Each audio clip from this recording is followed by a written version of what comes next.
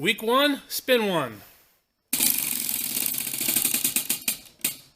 Woo! Gonna work on the 79 Camaro. This is a 6.0 LS swap car that I've been working on for way too long. I guess the first thing we'll probably do is we'll throw a battery charger on it. This 6.0 is out of a 2500, 2003 Chevy 2500 that I used to have. I literally bought it just to pull the motor and transmission to do a swap. It was a running motor and trans. I did nothing to the engine. All I wanted to do was do a swap, put it in the car, figure out how to do it so I could do some more. We'll start it up later. Couple things I need to do. We need a drive shaft. So we're gonna measure for a drive shaft. Speaking about swaps though, I will put some links to some other channels in the description of this video. But if you are interested in LS swaps, they're gonna be doing a Volvo LS swap. They are swapping I think it's a 6.0. Yeah, it's a 6.0 out of a Denali into a Volvo station wagon. Anyway, they're going to have a lot of content on that, so you're going to want to check that out. Should be amusing at the very least. So as you can see, this car does still need a few things. I need to put these fenders back on. I'm not even sure that I have wheel wells for it anywhere. So I need to figure out something to do with the battery because all of the cables for this LS are over on this side. And 79 Camaro battery is over here because I don't feel like redoing this whole wiring mess. This is all the original stuff out of the truck, and that truck battery was right over here, and that's where it's going to be in this car too. Let's get the battery charger on here and get this charging a little bit. As usual, positive first, and then negative. All right, we're charging away. What we're looking for is this piece of paper right here. So this is from Denny's Drive Shaft, and this is how to measure your car for a drive shaft if you are buying it from them. I imagine each place where you could buy a drive shaft probably varies a little bit. But anyway, so I'm going to crawl underneath this guy and measure.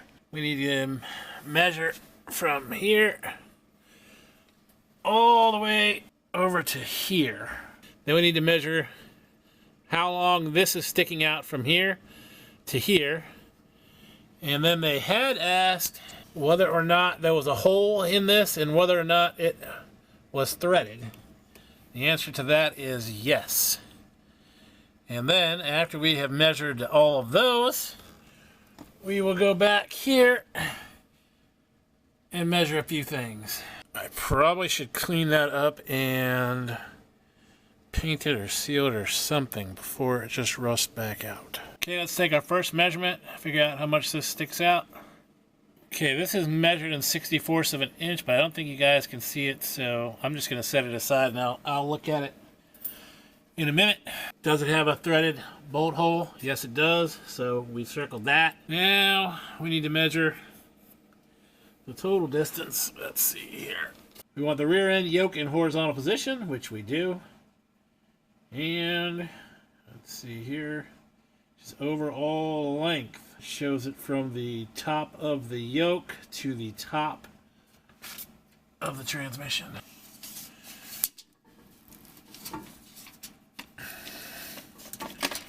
$48.5. All right, so 48.5. Let me write that down before I forget it. I know I said 48.5. Let me check it again. Because this is an expensive drive shaft and I don't want to be wrong. Yeah, you know what? I'm going with 48. So next up, it wants to know if we have locating tabs in here, which we do not. So that means we need to measure between here and here. A little over 2.5 inches. This should be 1 inch and 1/8. Yeah, that looks about 1 inch and 1/8. Okay, there's our completed form with my bad handwriting, and I can now order up a drive shaft for the Camaro. Okay, so we got the drive shaft measure, which is great. Now I can spend a bunch of money on a drive shaft. You know, when I started this up in the startup video, I didn't let it run very long, and so I think it disappointed a couple people. So I'm going to start it up again, and this time I'll let it run for, you know, at least 15 seconds. Here's our switch. That turns everything on. Including the check engine light, which is that blue light right there. Now we can crank it.